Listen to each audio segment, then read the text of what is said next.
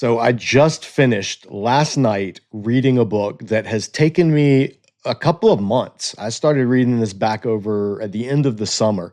Usually I read fairly quickly. I read a lot. I mean, I read for a living. That's what I do here on the channel. This one, it is one of the most important books that any student of the Old Testament, any serious student of the Old Testament, should absolutely have read for themselves, not quotes, citations, secondhand accounts, book summaries, but the actual book itself. And that is Kenneth Kitchen on the reliability of the Old Testament. So I'm going to tell you why I think every serious, like I said, serious student of the Old Testament, someone who cares about biblical scholarship, not somebody beginner, not somebody who's just trying to get a better idea of the message of the Old Testament. No.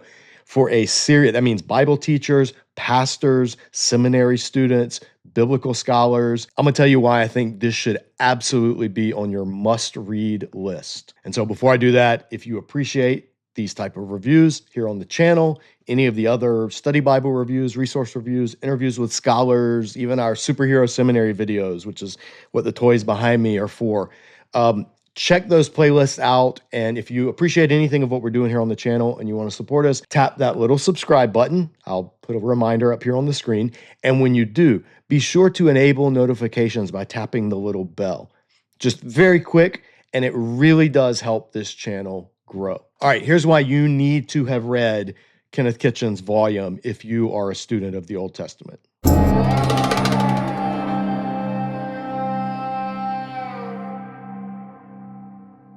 So first off, disclaimer, this thing is a bear. The opening chapters, as I'll show you in just a minute, are slow going.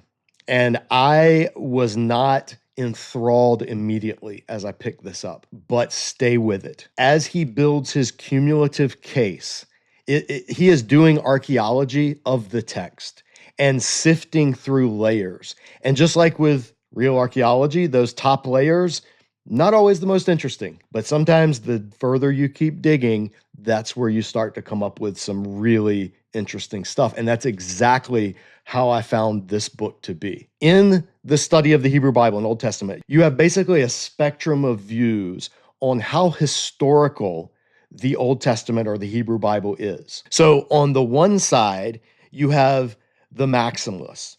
And on the far extreme, those would be the ones who say every detail and every account in the Bible, down to the word, is exactly historically as it is said. And our archaeology, our science, our sociology, our anthropology, the goal is to make that fit with how we've read the Bible. The other end of the spectrum, you have the minimalists. So maximalist, minimalist. Minimalists say the Bible contains almost nothing of historical value. It's all later, maybe 3rd, 4th century at the most, utterly fictitious, based on folk tales or a class of writers or editors trying to come up with something and write a pseudo-history to give their people. But in terms of actual history, like the Exodus, the patriarchs, anything in Genesis, zero historical value. Well, biblical scholars, especially scholars of the Hebrew Bible, usually fit somewhere in between. And typically when somebody says conservative scholars, they just imagine them as the maximalist position. And when they say liberal scholars, they imagine them as the minimalist position. Now, those are not true.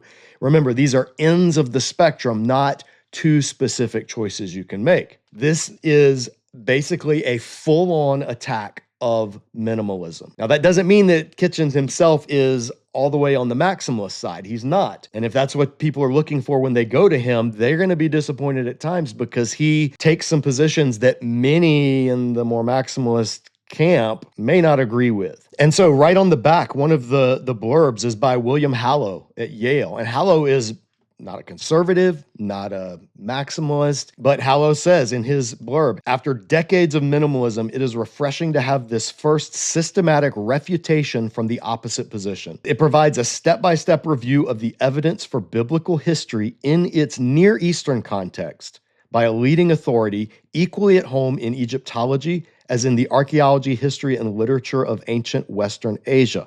Kitchen writes with conviction and verve, not sparing those who are factually disadvantaged or who do not do their Near Eastern homework. Those are quotes from Kitchen in the book. He takes readers back through time like an archaeologist digging a mound.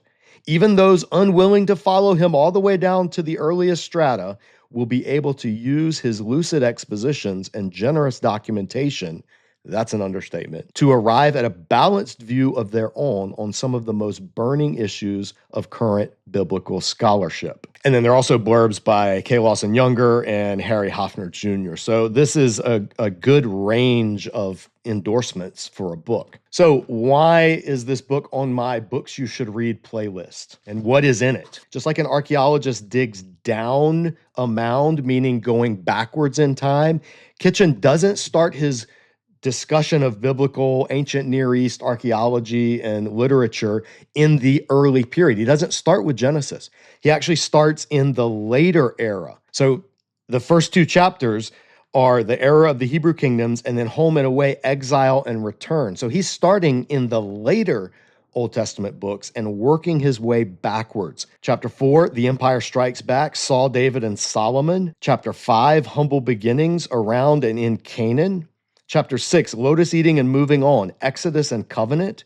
Chapter 7, founding fathers or fleeting phantoms, the patriarchs. Chapter 8, a vitamin supplement, prophets and prophecy. And this one, prophets and prophecy, you would think, well, prophets were later in history. No, prophecy actually, and Kitchen argues, spans the entirety of the Old Testament. Remember, Abram is the first one who's called a prophet in the Bible. So prophets and prophecy cover the entire range, according to Kitchen. Chapter 9, back to Methuselah and well beyond. And then chapter 10, last things last, a few conclusions. Now, this is primarily a work of archaeology, and there are a ton of tables and data that's presented and organized. So you have all of the tables here. And then you have a list of all the figures. Throughout the text, he will make reference. There aren't a lot. There are some, like here's a chart, for instance. There are some illustrations throughout, some figures, tables, graphs, but not very many. I mean, every now and then you'll come to a table, but mostly he's talking about and referencing figures.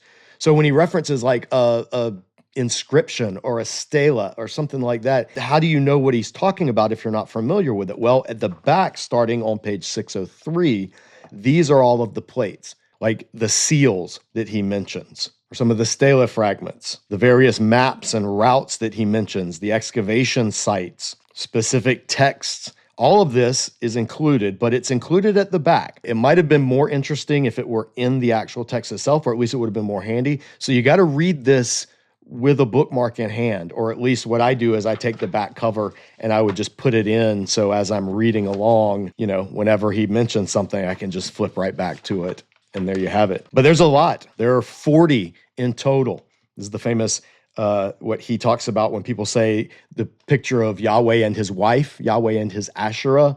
Kitchen has a section that deals with that. That's the inscription that they're referring to. And I might have gone through like an entire highlighter just in this book. I mean, sometimes I just gave up and would just, highlight a whole paragraph because I would literally be coloring the whole page. And especially at the end, the further I got, the more enthralling this book became. Like I said, the beginning is dry. The opening chapter, first things first, setting the stage, the Hebrew kings, the other ancient Near East powers that were around, particularly what was going on in Egypt. And Kitchen is an Egyptologist as his primary specialty. So there's some of his sort of bread and butter at the beginning, but it's a lot of discussion of specific finds, archaeological finds, inscriptions. And if you don't already have some familiarity with these, I have a working knowledge of a lot of this stuff. And a lot of it, honestly, I was first exposed to in my archaeological study Bible from Zondervan, the one that I'm on a one-man crusade to get Zondervan to republish. But if you're not familiar with any of that, if all of that is completely new to you, you will probably get bogged down in a lot of this. This is not a work of introductory apologetics by any means. This is a scholarly dispute. So if you struggle reading archaeological data or wrapping your mind around it, just be ready for a struggle in these early chapters. So just by way of overview, chapter 1, it's very short. It's like 7 or 8 pages. He talks about the problem that any study of the ancient world faces, that we don't have an H.G. Wells time machine to jump in and go back. He says, no, today we have other means, much clumsier and more laborious, but quite effective so far as they go.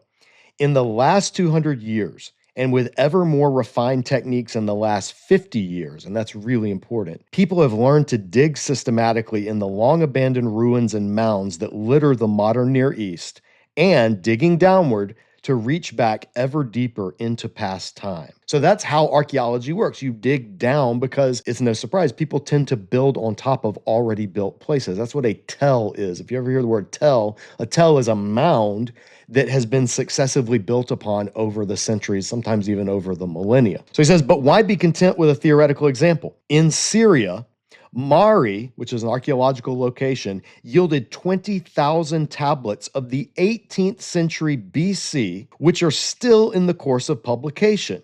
20,000 tablets from Mari from the second millennium, so 1800s BC. And they haven't even all been published. They haven't even all been translated yet. And he goes on, Ebla, Ugarit, and Amar have yielded more besides.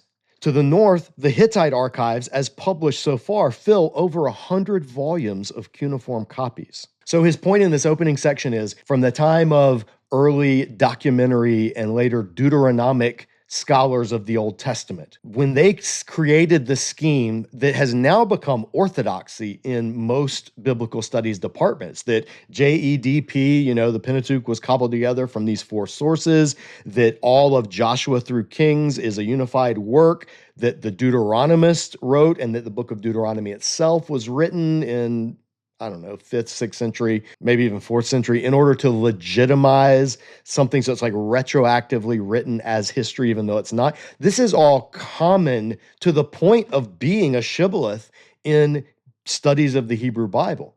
And Kitchen is saying, here's the thing, guys.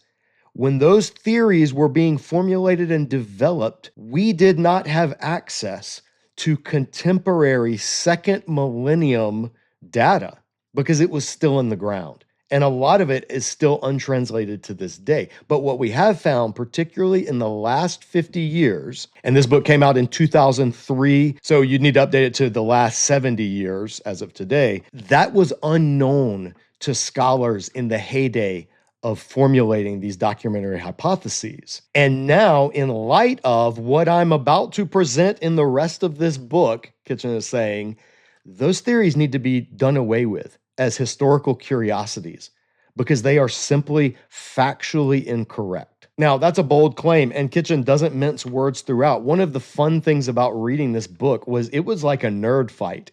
He is writing with, shall we say, candidness, but taking to task specific scholars and not being shy about it at all. And he brings his British wit to full bear in trashing some of the scholars who he says have severely distorted facts in order to prop up their ideological pet theories that have no basis in the actual real world earth, dirt, archaeology of the ancient Near East. Now, whether you agree or not, it makes for fun reading at times. I'll show you some examples. But getting back, chapter 3 in Media Res, this was a tough chapter to get through just because that is the period of Israel that I personally am the least familiar with. I'm a little more familiar with the United Monarchy. So chapter 4 was a bit easier to read. And again, Kitchen is primarily an Egyptologist, so there's a lot of discussion about what was going on in Egypt at the time and how they're related, because Solomon, of course, had very strong relations with Egypt. But he also touches on places like Phoenicia and the Queen of Sheba, the land of Ophir, and the question of wealth. And he puts the wealth that the Bible describes, which he says biblicists, which he uses somewhat pejoratively at times, at least that's how it felt. He says a lot of times they aren't familiar with the actual finds of the Orientalists, the Eastern scholars. And so they make all these claims that are just bonkers, like that Solomon's wealth was unbelievably extravagant. And he says, yeah, maybe in terms of the biblical data, it is very opulent, but in terms of Solomon's contemporaries, he says Solomon was a pauper. The amount of gold attributed to Solomon and the building projects that Solomon did are dwarfed by particular building projects of, and then he goes through and gives actual examples of actual findings and artifacts and records from Egypt and the surrounding empires. And then chapter 5, he goes back now before into the time of the Judges and the Conquest. And this chapter to me is where the book in chapter 5, I think I said this on Instagram because I'll post excerpts on Instagram. If you're not following Disciple Dojo on Instagram, you should be, because I post a lot of stuff there that's not worth making a whole video about, like passages from books that I'm reading at the time. So if you're on Instagram, it's just at Disciple Dojo. But chapter 5 to me is where the book really picks up. And so from here on, he had me in terms of interest and engagement with the book. So my caveat, make it through the first 150 pages or so, and then it's going to really pick up. But he had a fantastic discussion of Joshua. Of course, we've taught through the books that now he's starting to get into as we dig down in the tell. Ruth, Judges, Joshua. We have entire teaching series here on the channel of those books, as well as all of the books of the Pentateuch. So at this point, he's getting into area that I am more familiar with and have spent more time with. And his overview of Joshua was excellent.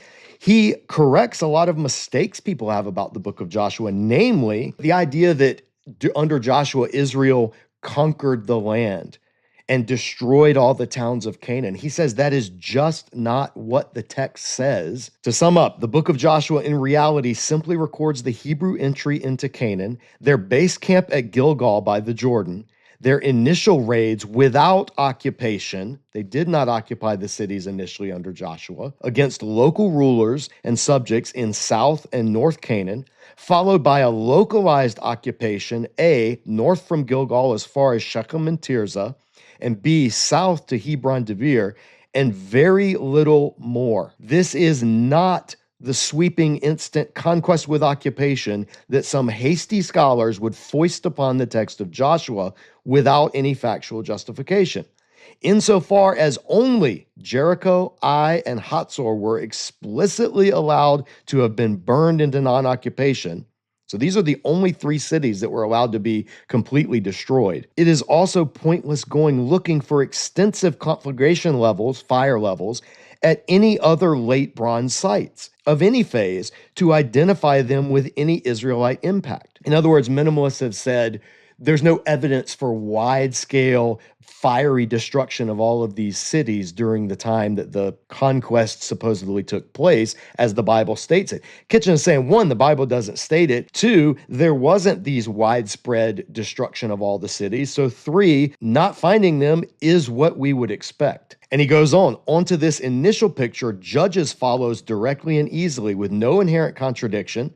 It contradicts only the bogus and superficial construction that some modern commentators have willfully thrust upon the biblical text of Joshua without adequate reason. The fact is that biblical scholars have allowed themselves to be swept away by the upbeat rhetorical element present in Joshua. So Joshua's rhetoric, how Joshua uses rhetoric of the ancient Near East to describe what seems like, total devastation. But everybody, including the author of Joshua and the original readers, knew that that's just what it was. They would not have taken it literally. We talk about this in our Joshua study here on the channel. So if you have a question about that, check out our study of Joshua. He says this rhetoric is a persistent feature of most war reports in ancient Near Eastern sources that they are not accustomed to understand and properly handle. So because many biblical scholars are not familiar with these other accounts, Kitchen is saying, they read stuff into the text that's not there. Now he's got to back that up. So he takes a look at the background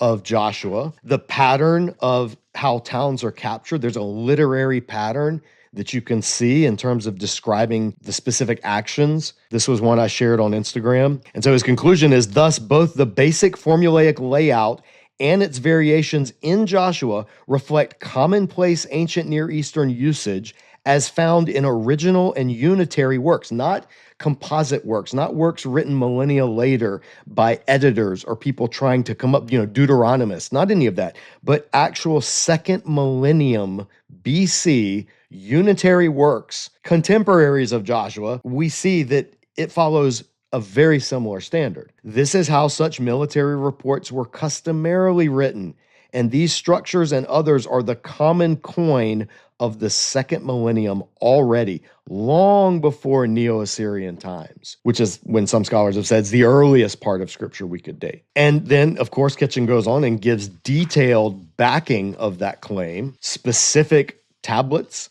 writings, inscriptions, archaeology. He goes through all of the place names in the southern and northern raids and tells you this is what's been found there, this is what's not been found there. 21 of them in total, ending in Shechem. Then he moves in the same chapter into the period of Judges, when the judges judged. And so he does the same thing he did for Joshua. He unpacks it, the geography, the background, the literary patterns. And his concluding line, when compared to everything, he says, none of the aforementioned features, all the features of the text that he spent the whole chapter unpacking, could be simply invented without precedent in the 7th century or later, which is when many minimalists say is the earliest point that the Joshua Judges, the Deuteronomic history books would have been formed. He says that doesn't match with any of what we actually see in the text and in the surrounding cultures. Then chapter 6, we come to the Exodus. Now, this is one I was most interested to read because the claims around the Exodus are legion from minimalist scholars. They'll typically say there's no evidence for an Exodus. It was all invented later, Israel trying to invent its own history. And Kitchen has no time for that noise. First of all, he goes back and he says, number one, you're asking things of the biblical text that you do not ask of any other ancient Near East text. And he talks about things like the condition in the Nile Delta. People say, oh, well, there's no records of Israel, the papyri that have been. He's like, of course not. It's a humid, swampy area that nothing has survived. We don't have records of anything else Egyptian unless it's been literally carved in stone. And of course, Egypt is not going to make carvings where a foreign god of this nomadic, scruffy, hairy people from the Northwest came and kicked the snot out of every single god of Egypt in their home turf and then all left. Yeah, that's not going to get recorded by any pharaoh. Think about what you're asking first. Stop asking for things that you wouldn't ask for any other piece of ancient history. Then let's evaluate what we do have, and let's evaluate the sources from Egypt that we have access to. Now, Kitchen argues for a 13th century Exodus. He thinks the Exodus happened in the 1200s. That would put it in the time of Ramses II. And so, like I said, many who are in the maximalist category would disagree. They would take the biblical citation later that, the Exodus, Solomon started building the temple, it was completed 480 years after the Exodus. And so they would puts the Exodus back in the 15th century BC. So the mid 1400s versus the mid 1200s, not under Ramses II, but under Tutmose or one of those pharaohs. And I'm going to be honest, I lean in that direction, but Kitchen makes a compelling case, the most compelling case I've read for a 13th century Exodus, particularly in how he handles how numbers are calculated and the reigns of successive rulers and the concept of overlap. So I don't know if I'm completely sold on it, but it was a really good argument, and I had encountered it in commentaries mentioned, but this is the primary, this is where he lays it out. Usually it's like a commentary and they'll reference, for this, see Kitchen, and they'll give the page number. So this is my first time reading it, and I was like, this is super compelling. Now, he does talk about the plagues as following a logical, natural, in quotes, progression, that they're not random and haphazard, but they could have followed one from the other, and even when in the calendar year that would have likely happened. Some readers will read this and think sometimes he's rationalizing the text, if this event had happened this way, like hail and thunder and lightning and something, then it would be perfectly acceptable for it to be described by the ancients in this way, as sun and moon standing still and fire from heaven, that kind of stuff. So for some readers, like I said, some maximalist readers, they're going to be like, this guy's too liberal. But again, this is not a work of apologetics for defending the biblical faith. This is an apologetic for defending that everything in the Old Testament fits comfortably within the time periods that it claims to be talking about. At the end of the day, that's his main point. He also had a good discussion of the numbers. We talk about that in our Bible reviews, how many people came out at the Exodus, 600,000 men. Well, that would mean 2 to 3 million people. He talks about what Aleph means, and he does argue which I agree with, that Aleph is not to be translated thousands, that it has the sense of regiments or groupings, and then how that would have later morphed into the concept of thousands, because that's how it was used in later history. He talks about the routes of the Exodus. And what was interesting to me is he doesn't really, in this chapter, engage with any of the arguments of the past 25 years or so that people have brought forth to argue for a location of Sinai in Midian. He just dismisses it. Like he'll say, such poetics offer no basis for putting Mount Sinai in Midian or Northwest Arabia. And that's talking about in Habakkuk. And this is about as much interaction as he gives to the Arabian theory. He says there are no compelling grounds to move Mount Sinai into Midian proper or anywhere else in Northwest Arabia either. That's it. So he really didn't engage the argument for Mount Sinai being in Arabia. It's just offhandedly dismissed. That's probably my biggest critique of this work. And if he were writing it today, I wonder if he would spend more time refuting that theory, because he holds to a southern Sinai location. Anyway, if this interests you and you haven't seen it yet, check out our video on the location of Mount Sinai. It's in our Bible Backgrounds playlist. I'll link it in the video description below so you can check that out. He also talked about the tabernacle and how it is reflective very specifically of Egyptian tabernacles, which makes sense because Israel built it right after coming out of Egypt. And then he has a marvelous section on the treaty law covenants, and how the type of covenant that Deuteronomy expresses, the book of Deuteronomy, is the type of covenant that is only found in the second millennium BC and never later. And that's something that documentary scholars did not know about when they were forming the various documentary theories. And others, once they learned about Neo-Assyrian treaties, they started saying, oh, well, it's kind of like that. And so they put, okay, maybe it's in the time of the Neo-Assyrian Empire. And Kitchen is saying, no, it doesn't have enough of those qualities to be a Neo-Assyrian treaty. It is thoroughly a second millennium Hittite treaty covenant. Then in chapter 7, you're digging further back into the time of the patriarchs, the patriarchal period from Terah to Jacob. He deals with the idea that monotheism was something that had to have evolved later. He says that's utter nonsense, that we know from things like Akhenaten's reign in Egypt that the concept of monotheism predated the Exodus. And he also has a section on camels. There's an idea that camels are anachronistic, that there was no such thing as camels in Canaan. And so all the texts about Abraham, Isaac, Jacob, and using camels are a clear sign that they were written much later. And he says that's simply not true. He says, yes, camels were not in abundance in the time of the patriarchs, but they were known. And here he gives numerous references, and the figures are back here in the back. So his conclusion: the examples just given should suffice to indicate the true situation. The camel was for long a marginal beast in most of the historic ancient Near East, including Egypt, but it was not wholly unknown or anachronistic before or during 2000 to 1100 BC. And there the matter should, on the tangible evidence, rest. And then he also says the charge of anachronism, not just about camels, it's also labeled in discussion of Philistines in Genesis, that the Philistines didn't come until later. And he discusses that Philistine is a catch-all term, and it would easily have been understandable to describe the people in that area. Just like the example today, he says, if we say the Dutch founded New York, everybody would, that wouldn't be a factual error in most people's minds, but technically it is, because when they found it, it was called New Amsterdam. But we know it's New York today, and so we are referring. So he's making that point in these charges of anachronism, and I think that's a solid point. And so he concludes this chapter by saying the old Wellhausian type view is ruled out by the horde of contrary facts unearthed since 1878 and 1886, when he first wrote it. We have here the Canaan of the early second millennium and not of the Hebrew monarchy period in any wise.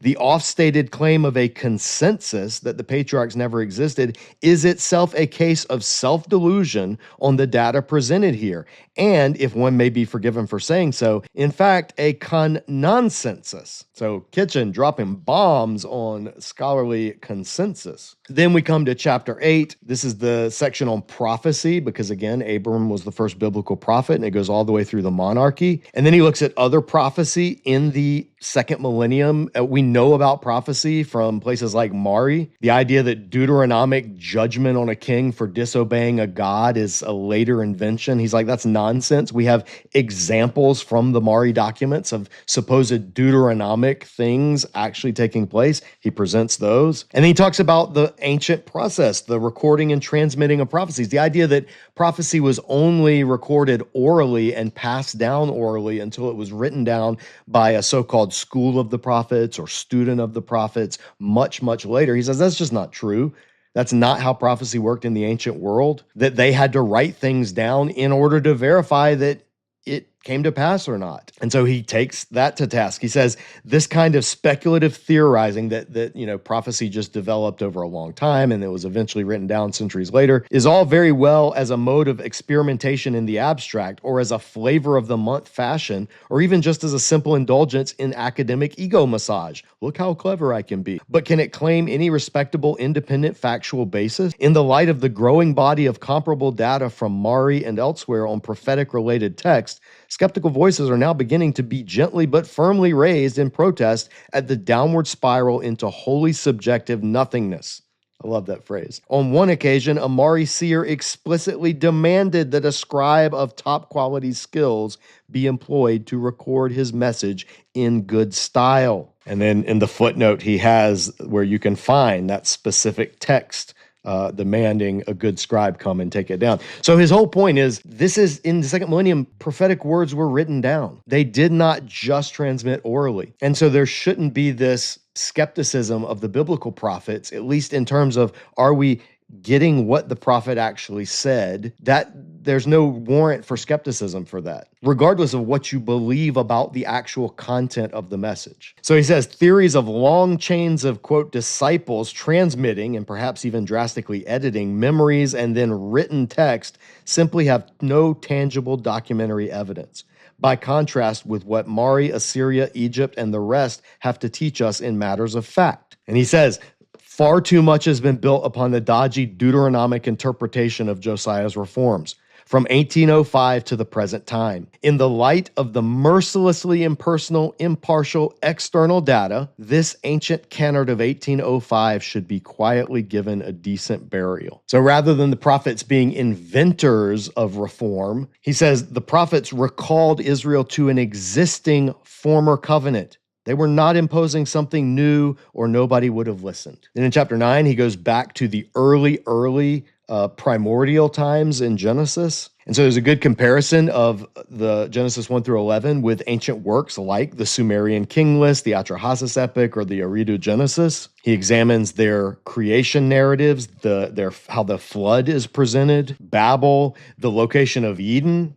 He does not think Eden was this mythical faraway place. He thinks that the text presents it in modern-day Iraq. But more importantly, in comparing with the other ancient literature, he says there's no reason, reading Genesis 1 through 11, there's no reason to think that this was written by at least two different authors. The old, the Elohist versus the Yahwist, that was something that I think it was Ostruck just pondered way back in the 1700s. Like, I wonder if this is, but he specifically said he was just musing on it, not making it an ultimate criteria, but it has become solidified dogma today to the point that most Old Testament scholarship relies on at least the Yahwist and Elohist as two different sources. But he says, after reviewing the data, he says it is literary vandalism to break up so clear and well-formed a literary mini-unit worthy of the best of Near Eastern stylistics. And that's specifically talking about Genesis chapter 2, verse 4. Then he looks at the table of nations and what we can say about the genealogical pre- or proto-history. He has a great discussion on how Hebrew genealogies are telescoped. And so, as noble an effort as it was, Bishop James Ussher just using those to count backwards and finally arrive at the date of creation was misguided. Wasn't Ussher's fault. He did not know about other ancient Near East literature. But he gives example, even in Genesis and Matthew, he gives example of telescope genealogies that we can see clearly in the text. They are leaving out numerous generations. And so he has a discussion because the word for became father of is also the same way you'd say became father of the descendants of. And then he has the good discussion. He's not saying this is definitely it, but it's a suggestion for how to handle the lifespans that are recounted in Genesis and in the Sumerian kings list that seem to be, incredibly inflated. Did people actually live like Methuselah 969 years? Well, he says, well, that is like a spring chicken compared to the people in the Sumerians king list. Like the Sumerian version of Methuselah, the second king of Bad Tibira, Enmenluana, who reigned a fabulous 43,200 years in the Sumerian king list. Runners-up were Al-Algar, 36,000 years, Alulim, 28,800 years, and his own successor, Enmengalana, and that healthy shepherd Dumuzi at 36,000 years.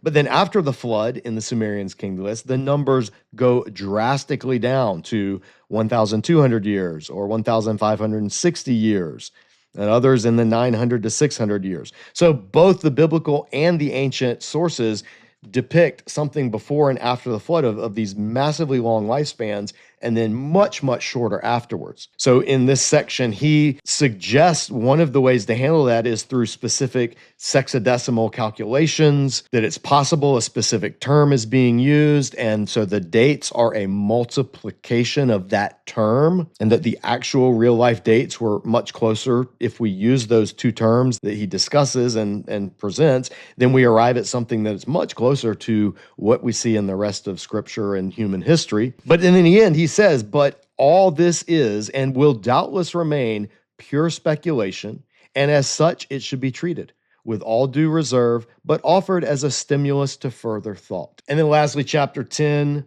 last things, a few conclusions. This is where he takes the gloves off. He goes through and eviscerates the different periods of minimalism: late period minimalism, middle period minimalism, and early period minimalism. Specific authors, he cites their work and then shreds it. And he's merciless. I mean, after listing some and dealing with a particular scholar, he says, need we go on to expose in full the sloppy scholarship, immense ignorance, special pleading, irrelevant postmodernist agenda-driven drivel would need another and very boring book as long as Thompson's pair combined. It is sad to see real ability wasted in this way. That is an academic roundhouse kick. And he doesn't stop there. He goes on. I mean, I could read through these, and I'm not gonna lie, this was fun reading. He lays out Lemke's argument in 8 phases, like lays out and giving quotes that sort of summarize the gist of his argument. And he says, yes, an uncomfortably large proportion of old books, theses, and papers on, for example, endless variants of literary critical theories of the composition of the books of the Old Testament could be profitably pulped and recycled. Down to the present time, biblical studies journals still carry overmuch of these gossamer speculations, unsullied by objective data, that real professional scholars of Near Eastern texts and material cultures could easily dispense with. So he says, on the basis of real, genuinely ancient, first-hand documentation from the 3rd to late 1st millennium BC, we must pose some very awkward questions, such as, and then he just has these why. Why then is the literary profile of Genesis 1 through 11 basically identical with the profiles of comparable Mesopotamian literature relating to creation, flood, catastrophe, and long link-up human succession? And as search of the ancient literature shows, as a topos in vogue creatively only in the early 2nd millennium BC and earlier, not later. Not my fault. Why then do main features in the much maligned patriarchal narratives fit so well and often exclusively into the framework supplied by the independent objective data of the early 2nd millennium? And he gives some examples. He says this is not, quote, conservative salvaging, as Deaver would claim.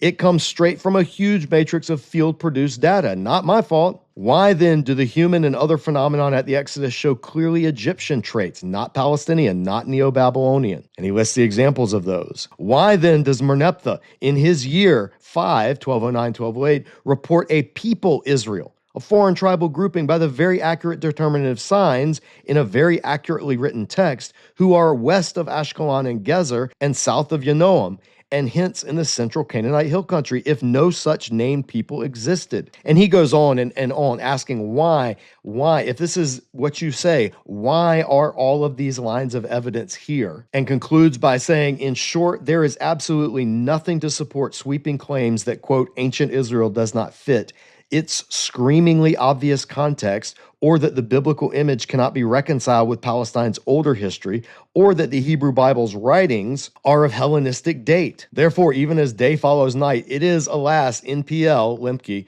whose wholly spurious claims should be bent. He says this is merely crude, anti-biblical, almost anti-Semitic propaganda, and ultimately nothing more. Ancient Israel is no more, quote, monstrous than any of its neighbors. Its history is too closely tied to verifiable fact to be undiluted fantasy. Goodbye to Lemke's claims. So then he talks about, the importance, why this matters. And he says this is shared humanity's history. This is the ancient history, it belongs to everyone. And to subvert all this to the unworthy, often dirty scrimmaging of modern politics and power grabbing is, bluntly, a reprehensible form of academic prostitution of the vilest kind. Let power-hungry modern groups stand on their own, often grubby 2 feet, and not abuse the heritage of all humanity for their selfish and too often sordid and unworthy ends. That kind of fraudulent postmodernism, all is politics, power, indeterminacy, no explicit clear knowledge, gender-oriented, etc., which underlies our minimalists, the world has no need of. It has more practical needs to address. Not mincing words at all.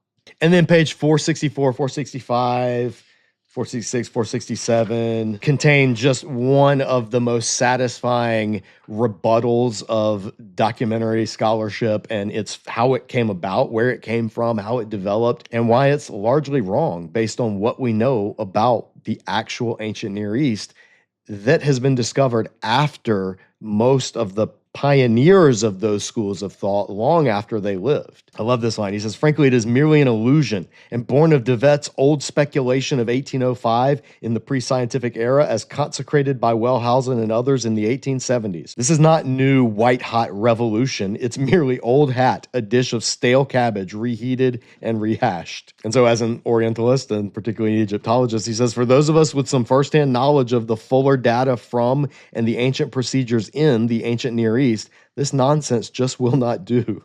See chapter 7, 5, 6. So when we talk about how did Old Testament studies get to this point where it's just assumed, you can pick up like very respected biblical studies, journal articles, study Bibles in academia. This stuff is everywhere. How did it get that way? And this is worth reading in full. He says, one can only shake one's head in sorrow over the sad history of Old Testament scholarship in the last 200 years. During the 18th and above all the 19th century, there arose a spirit of inquiry that sought to go beyond just reading the Hebrew Bible wholly on the surface. Regrettably, most of the early biblicists chose to elaborate theories based exclusively upon the text of the Hebrew Bible and upon their manipulations of the phenomena in its text. There was no thought of cross-checking with any kind of factual control, such as how did people actually go about composing books and documents in biblical times and regions? A disastrous omission. And there were no means of external control available in the 18th century or during the first half or 2/3 of the 19th century, while Egyptian and cuneiform were being systematically deciphered. Only from about 1860 and 70 onward did usable translations begin to appear at all. And at that time, nobody had thought of any kind of literary study of these newly won documents. Thus, the theorists had a field day for many decades, and what had been merely bold theory became fixed dogma, as though set in concrete. A purely theoretical minimalism, lacking any factual verification, was enshrined as dogma in theology and divinity schools and faculties, while the vast worlds of ancient Near Eastern studies slowly began to be unveiled, offering huge additions to factual knowledge. And almost none of it agrees with the dogmas so uncritically perpetrated into the present. Early, middle, and late minimalists alike faced the need for some very drastic changes in their fantasy worlds, and that not from rival brands of philosophy or theology, but in factual terms from the firmly secular disciplines of Assyriology, Egyptology, parallel studies for the rest of the Near East, and the whole of its various regional archaeology, Syro-Palestinian archaeology included. There is no need ever again to force the data artificially and arbitrarily into a bed of Procrustes, shuffling around prophets, covenantal law collections, forms of worship, etc., just to fit an alien scheme that finds no echo whatsoever in the overall history and culture of the biblical world at any time, from the Paleolithic to the Romans. Let us agree, at last, quietly to part with imaginary and outdated evolutionary schemes and give them a decent and final burial. They have long had their day, and more solid and constructive paths are now open, offering to all of us immense opportunities for constructive work, totally regardless of whatever our own personal philosophies may be, with either faith or no faith, without distinction. And so he concludes the book in terms of general reliability, and much more could have been instanced than there was room for here. The Old Testament comes out remarkably well so long as its writings and writers are treated fairly and even-handedly in line with independent data open to all. So like I said, Kitchen is not leisurely reading. This is not devotional reading. This is not pep you up reading. But if you're a serious student of the Old Testament, his arguments, whether you end up agreeing or not, need to be read.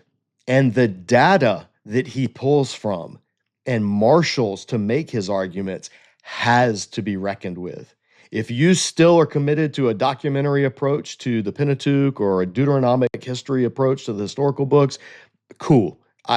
Habits are hard to break, and when you've been taught decades of something, it's hard to question that because it makes you question a bunch of other stuff as well. But academic rigor demands it, and intellectual honesty demands it. And Kitchen marshals strong arguments to at least get people who have been brought up in those various schools of minimalism to rethink that and say, what if the actual facts don't fit with the theories that I've cherished for so long? So it's a scholarly work. It is not for the faint of heart. It is absolutely essential. And if you are nerdy enough to be a fan of Disciple Dojo and our book reviews here, then I would commend this to you as well. So that'll do for now. Tell me what you thought if you've read Kitchen. If you haven't read this book, maybe you've read a journal article or one of his other works. I'm less interested in that. I mean, you're always free to leave comments, but I'm particularly interested in those who have read this particular work, whether you agree, whether you disagree, where you found he was strong, where you found he was weak. Was he too acerbic? Was he too British sarcastic? Or was his tone right on and he is fighting back mightily against what he sees as incredibly irresponsible handling of his discipline? I'd be interested to hear your thoughts, so share them in the comments below. If you found this helpful, interesting, nerdy enough to appreciate, we would love for you, if you haven't already, to subscribe to the channel. That'll do for now. We'll see you back here next time at Disciple Dojo. In the meantime, as always, keep training.